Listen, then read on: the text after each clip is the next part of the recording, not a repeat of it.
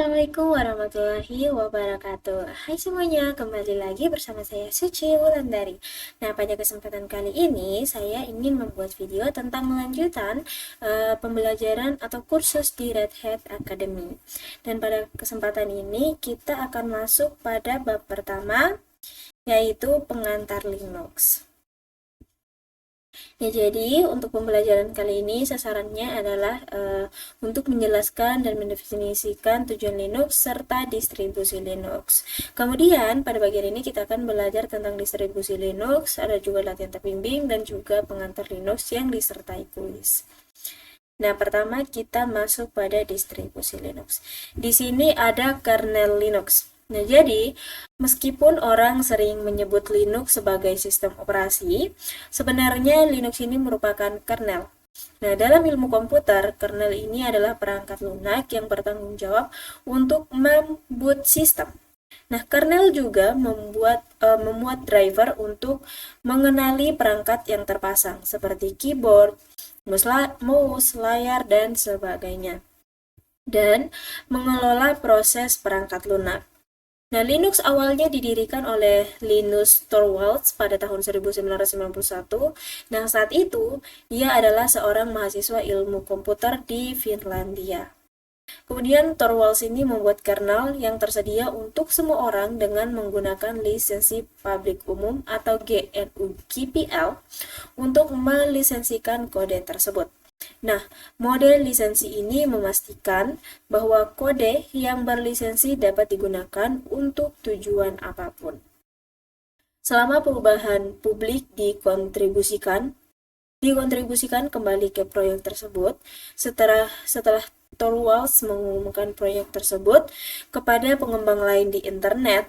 Programmer dari seluruh dunia menyumbangkan kode ke kernel Linux. Nah, di antara kontributor awal tersebut adalah Red Hat yang telah berkontribusi pada pengembangan sistem operasi Linux sejak tahun 1993. Jadi 2 tahun setelah Linux didirikan. Kemudian pada tahun 1998, Christine Peterson menciptakan istilah tersebut, sumber terbuka atau open source, untuk mendeskripsikan kode yang dibuat secara kolaboratif dan dibagikan secara bebas. Nah, Linux ini mendapatkan popularitas di kalangan pengembang karena semua kode programnya tersedia untuk dipelajari, dimodifikasi, dan juga untuk dibagikan. Nah, Linux ini diadopsi oleh administrator sistem di seluruh dunia. Luar biasa. Kernel Linux dikombinasikan dengan aplikasi yang ditulis oleh proyek Node Unix GNU dari GNU. Mirip dengan sistem operasi server Unix yang sudah ada, tetapi berjalan pada perangkat keras standar. Saat ini, Linux tersedia bagi siapapun yang ingin menjalankannya, dan bagi pengembang manapun yang ingin membangunnya. Sistem operasi Linux ini umum digunakan pada server, komputasi awan atau cloud computation, komputer desktop dan laptop, serta perangkat konsumen seperti Android, Chromebook, dan juga Steam Deck. Kemudian apa sih tujuan dari sebuah kernel? Nah, jadi saat kita menghidupkan komputer, sebuah chip pada motherboard yang dimuat dengan firmware akan mencari hard drive yang berisi aplikasi yang disebut loader boot atau bootloader, yang merupakan perangkat lunak yang memuat kode sistem operasi ke dalam memori untuk dieksekusi. Setelah komputer menemukan bootloader ini mengambil alih proses booting dan menemukan kernel. Nah, kernel ini dimuat ke dalam memori, memeriksa perangkat keras, dan memuat driver yang sesuai untuk perangkat keras komputer yang terdeteksi. Nah, manajer layanan diluncurkan untuk menyediakan jaringan, grafis, suara, layar login, dan sebagainya.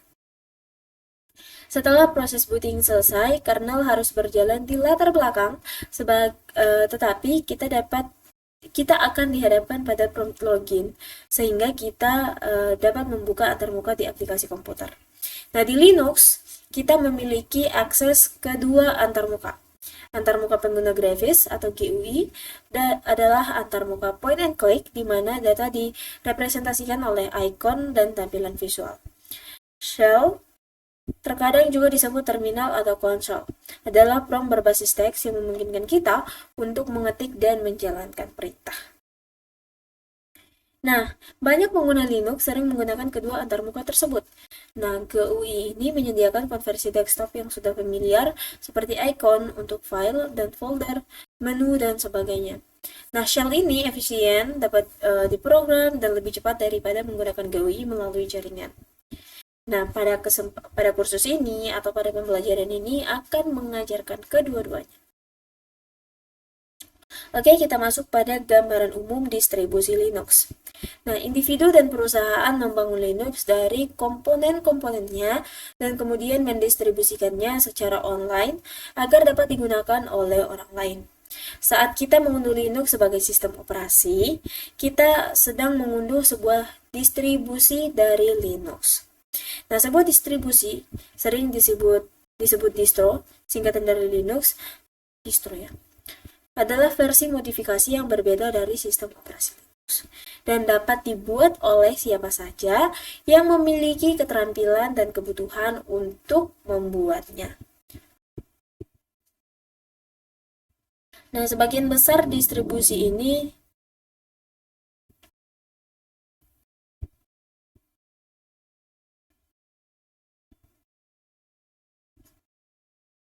Sebagian besar distribusi ini dirancang untuk tujuan tertentu. Misalnya, Raspberry Pi adalah sistem tertanam berdaya rendah seukuran kartu kredit, sehingga menjalankan distribusi Linux yang hanya menyediakan driver dan layanan khusus yang dibutuhkan oleh perangkat kerasnya. Bahkan, terdapat lebih sedikit perangkat lunak dalam Universal Basic Image atau UBI Red Hat karena digunakan sebagai fondasi untuk layanan cloud yang tidak memerlukan pustaka seperti yang dibutuhkan komputer fisik. Sebaliknya, distribusi Fedora berisi driver untuk perangkat keras konsumen terbaru untuk memastikan printer, kartu suara, kartu grafis, webcam, dan peripheral lainnya berfungsi sebagaimana mestinya. Distribusi Linux yang paling menonjol cenderung diproduksi secara konsisten dan juga andal. Beberapa distribusi didukung oleh perusahaan seperti Red Hat.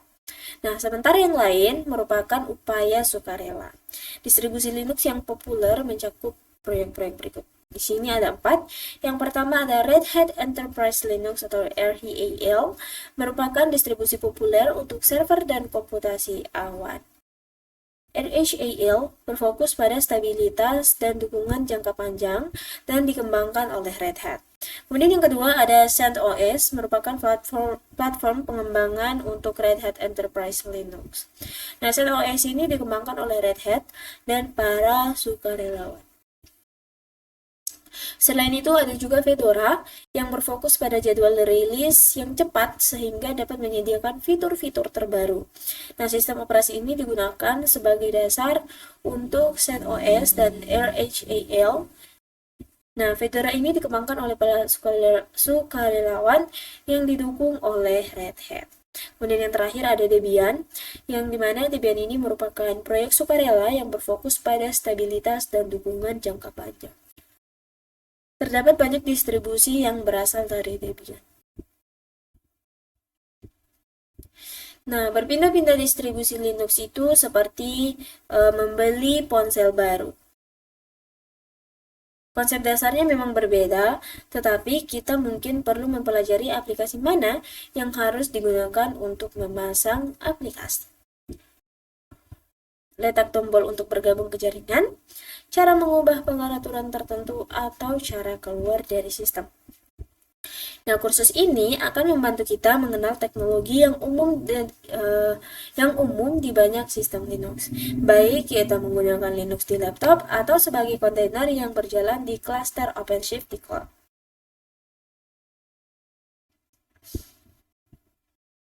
Kita akan mempelajari cara berinteraksi dengan desktop serta perintah-perintah penting yang kita butuhkan untuk bekerja secara efisien di terminal Linux.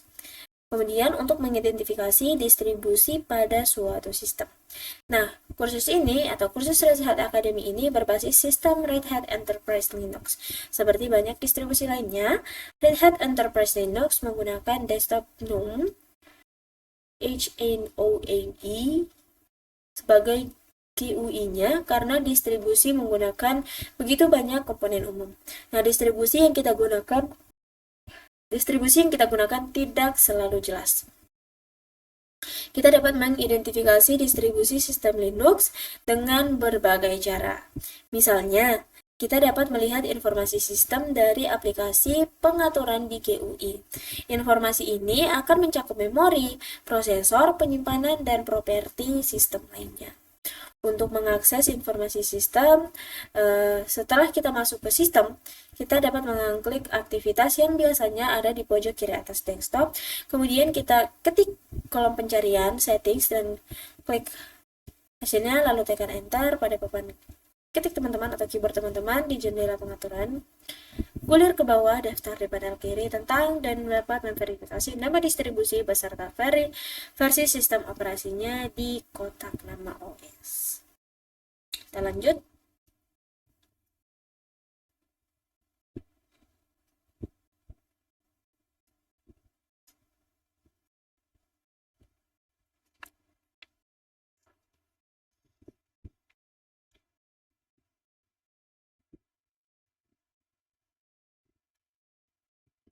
Ini ya, latihan terpadu distribusi Linux.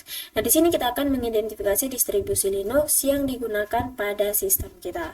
Untuk hasilnya nanti adalah kita dapat membuka panel kontrol menggunakan sistem untuk desktop GNOME, kemudian mengidentifikasi distribusi Linux yang berjalan di sistem kita masing-masing. Nah, sebagai pengguna di mesin ini, kita akan menggunakan perintah lab untuk mempersiapkan lingkungan kita untuk latihan ini dan untuk memastikan bahwa semua sumber daya yang dibutuhkan tersedia. Ini untuk instruksinya dan kita akan melakukan instruksi sambil praktek.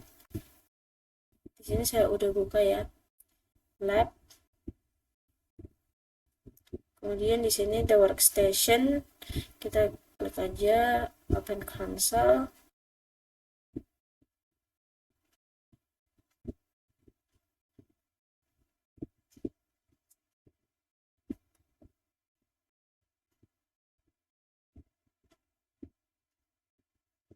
Nah, ini ya, biar lebih memudahkan. Nah, seperti ini. Kita kembali di kursus. Pertama kita klik aktivitas. Udah ya, tadi kita klik aktivitas yang ini. Ini tuh untuk memunculkan ini time to search. Nah, di kolom pencarian kita akan klik settings. Nah, sini kita cari settings. Nah, yang ini ya, kita klik setting.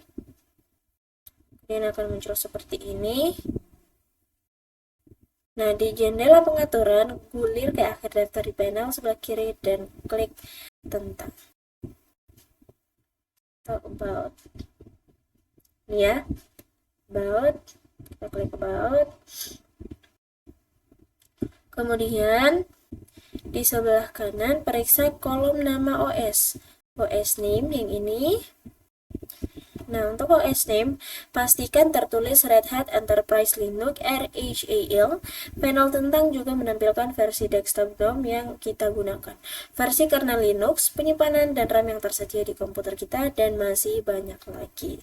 Nah, di sini katanya pertama kita harus memastikan bahwa di sini tertulis Red Hat Enterprise Linux untuk nama OS. Nah, betul ya, di sini Red Hat Enterprise Linux. Kemudian versi desktop di sini 40.4.0. Versi kernel sini juga ada ya. Kemudian penyimpanan RAM ya, memori, dan masih banyak lagi. Nah, jadi GNOME setting ini merupakan panel kontrol utama untuk mesin Linux kita. Jadi kita bisa meluangkan waktu untuk menjelajahi topik lain di kolom sebelah kiri yang ada di sini untuk mendapatkan gambaran umum tentang apa yang tersedia di desktop. Nah, pada workstation mesin, gunakan lab perintah untuk menyelesaikan latihan ini. Langkah ini penting untuk memastikan bahwa sumber daya dari latihan sebelumnya tidak mempengaruhi latihan yang akan datang. Nah, kita untuk ini ya.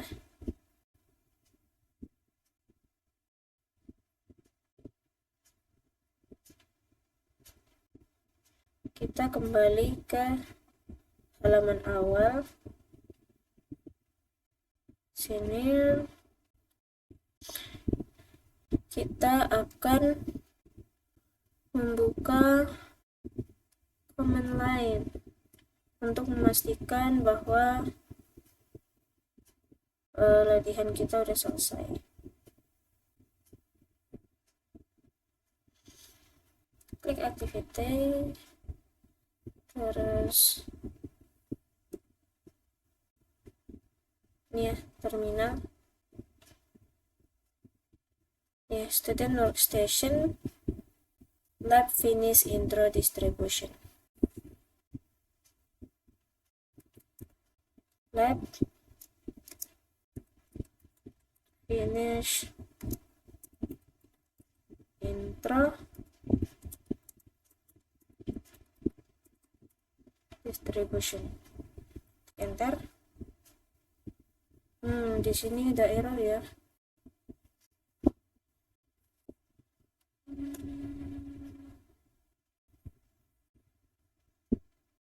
Wait, kita periksa dulu errornya. Ini kenapa ya?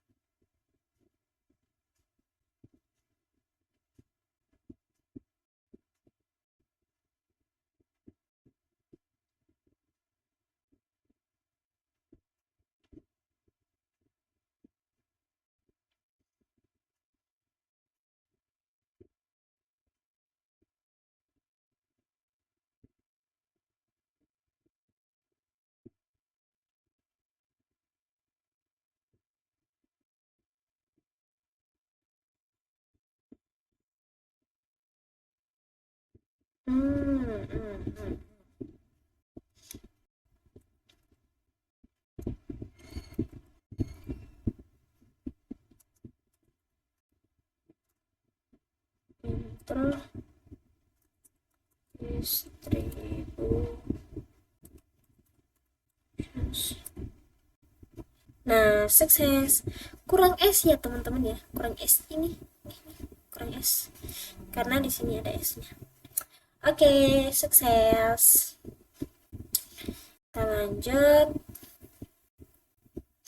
Nah, di sini ada kuis-kuis ya. Kita kerja kuisnya. Linux tersedia secara gratis di bawah lisensi sumber terbuka. Mana? Ini ya, lisensi publik umum. Yes, betul. Kemudian kumpulan aplikasi awal untuk Linux disediakan oleh proyek GNU tentu saja. Kernel bertanggung jawab atas tugas-tugas apa saja, pilih salah satu.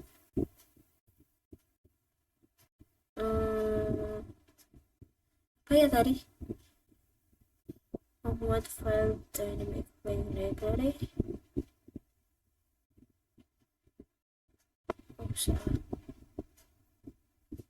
Kayaknya ini deh, memuat driver untuk ya.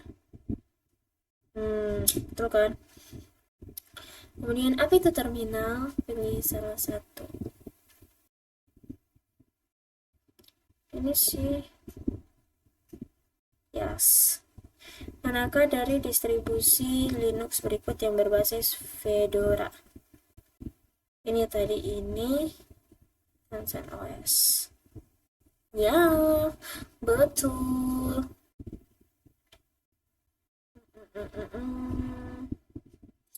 Kita lanjut. Oke, ini akhir dari bab 1 ya. Sini ada ringkasan. Di sini ada beberapa poin-poin penting. Ada 5. Yang pertama, jadi Linux ini adalah proyek sumber terbuka yang berarti kode sumbernya tersedia untuk dipelajari, dimodifikasi, dan dibagikan. Kemudian, Linux banyak digunakan dalam infrastruktur cloud, komputer desktop dan laptop, serta perangkat konsumen. Yang ketiga, kita dapat berinteraksi dengan sistem Linux menggunakan terminal baris perintah atau antarmuka, pengguna grafis atau GUI. Kemudian yang keempat, distribusi Linux dirancang untuk tujuan tertentu. Namun, mempelajari satu distribusi dapat membantu kita merasa lebih nyaman menggunakan distribusi apapun. Yang terakhir, Red Hat Enterprise Linux adalah sistem operasi yang stabil dan memiliki dukungan jangka panjang yang dikembangkan oleh Red Hat. Nah, jadi itu ya cukup untuk pembelajaran bab 1.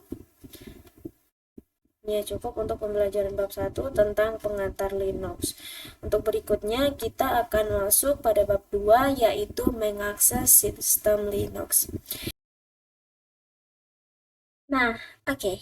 Sebelum kita membahas lebih lanjut tentang bab 2, di akhir dari pembelajaran bab 1 ini saya ingin membahas sedikit tentang materi bab 2 yaitu mengakses sistem Linux. Nah, jadi yang pertama adalah sistem Linux multi-user. Nah, jadi sistem operasi Linux ini dirancang untuk mendukung banyak pengguna secara bersamaan. Setiap orang yang menggunakan komputer dapat memiliki akun pribadi di sistem tersebut. Setelah masuk, kita dapat membuat dan menyimpan data di directory home kita masing-masing yang terpisah dari pengguna lain. Alih-alih berbagi kredensial masuk, nah setiap pengguna memiliki akun masuk yang unik. Nah, praktik untuk bab 2 ini akan memberikan privasi kepada setiap pengguna dan melindungi data kita agar tidak terhapus atau diubah secara tidak sengaja oleh pengguna lain. Prinsip ini juga berlaku untuk data konfigurasi sistem, yang dimana kita dapat memiliki kendali penuh atas lingkungan login kita sendiri, tetapi kecuali kita adalah administrator. Kita tidak dapat melakukan perubahan sistem. Linux adalah sistem operasi multipengguna yang tangguh karena memisahkan peran pengguna dari peran administrator dan mengkotak-kotakan pengguna satu sama lain. Akun administratif yang dimana penggunanya adalah root, merupakan akun awal pada sistem Linux. Pengguna ini juga dikenal sebagai pengguna super atau administrator. Pengguna ini tidak ditujukan untuk pengguna reguler, karena tidak memiliki batasan dalam modifikasi atau bahkan menghapus konfigurasi sistem yang penting.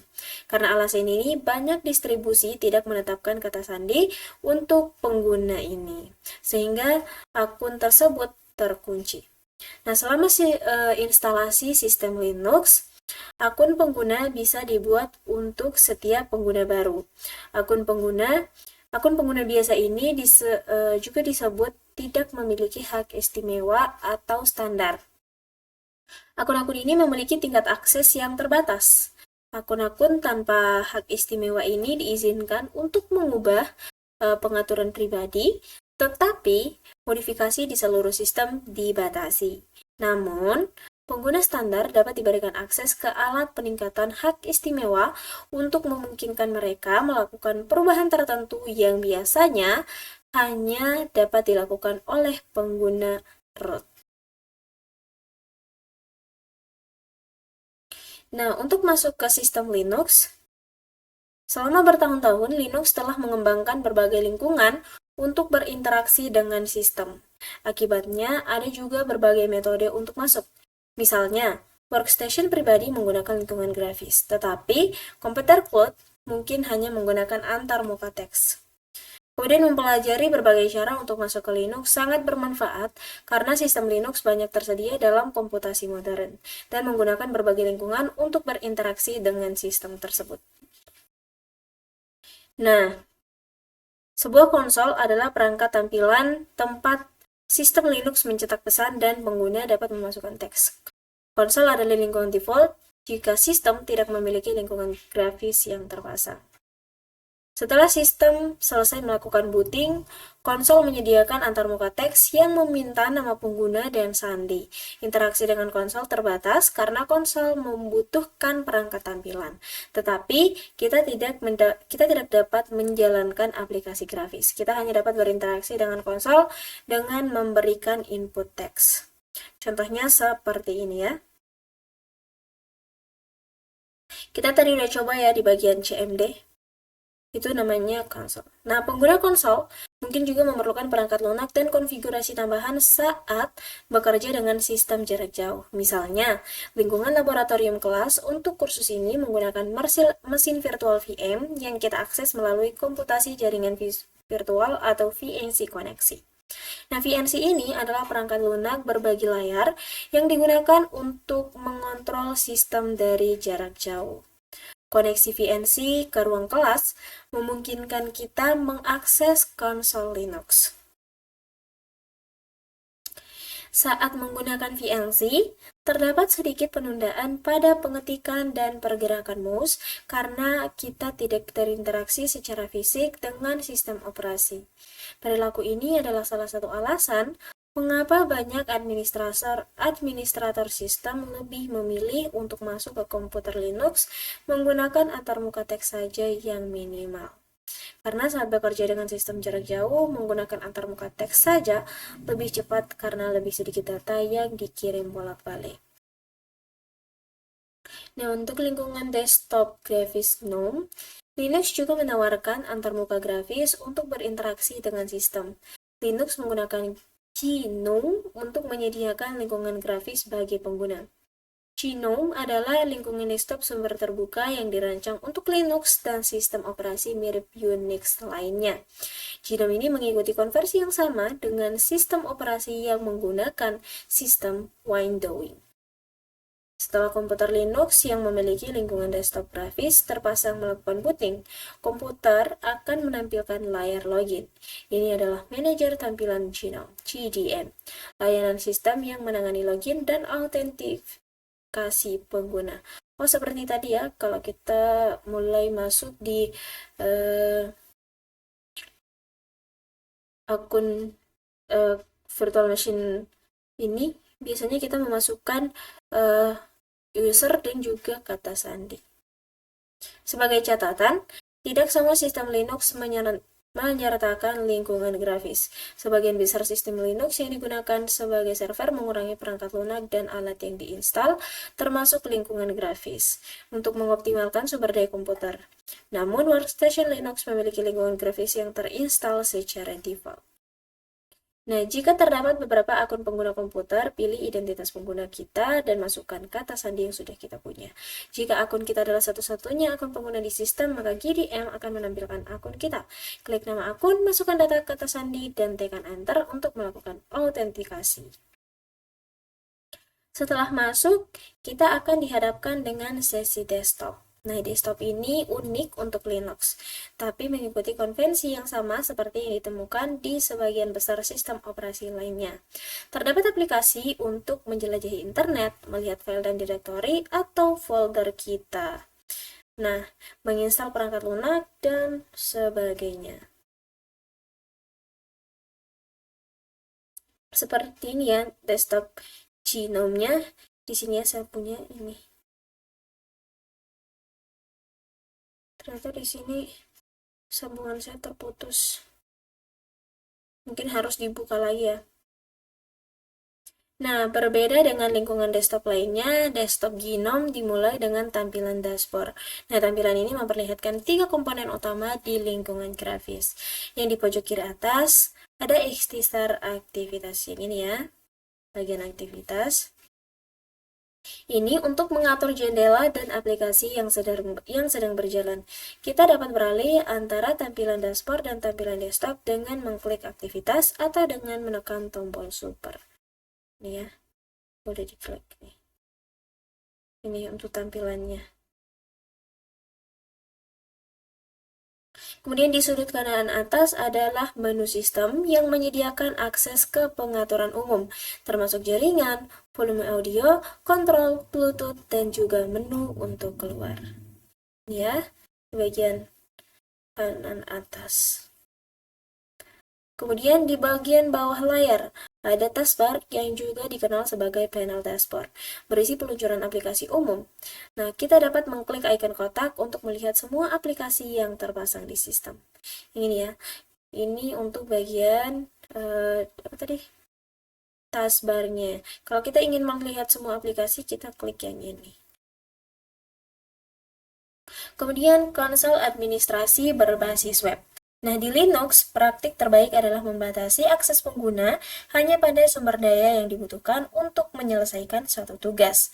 Demikian pula, mungkin ada skenario di mana akses ke suatu mesin dibatasi karena alasan keamanan. Namun, komunikasi HTTP sering diaktifkan dan tersedia secara luas. Dalam skenario ini, kita dapat menggunakan konsol administrasi berbasis web yang disebut Cockpit. Nah, Cockpit merupakan alat administrasi dengan modul untuk berinteraksi dengan sistem yang mendasarinya. Cockpit disponsori oleh Red Hat dan diinstal secara default di banyak distribusi Linux. Cockpit menggunakan akun pengguna yang sudah ada untuk melakukan autentikasi dan membuat sesi sebagai pengguna yang masuk. Jika kita masuk sebagai pengguna tanpa hak istimewa atau pengguna kita tidak memiliki hak akses tambahan, maka beberapa tugas akan dibatasi. Tetapi, kita dapat melihat informasi sistem, memperbarui kata sandi, menginstal aplikasi, dan sebagainya. Nah, untuk masuk ke Cockpit, kita membuka peramban web dan mengunjungi https localhost 9090. Nah, situs web ini sering menginstruksikan peramban web untuk mencari layanan di mesin lokal, dan 9090 string menginstruksikan peramban web untuk mencari layanan di port 9090. Nah, sebagai catatan, layanan Cockpit mungkin tidak mulai saat sistem melakukan booting. Kita dapat melihat referensi untuk informasi lebih lanjut tentang layanan Cockpit. Nah, browser menampilkan peringatan sertifikat karena Cockpit menggunakan sertifikat yang ditandatangani sendiri. Kita dapat mengkonfirmasikan pengecualian keamanan dan autentikasi dengan menggunakan nama pengguna dan kata sandi. Ini untuk gambar atau contoh dari dashboard Cockpitnya ya teman-teman.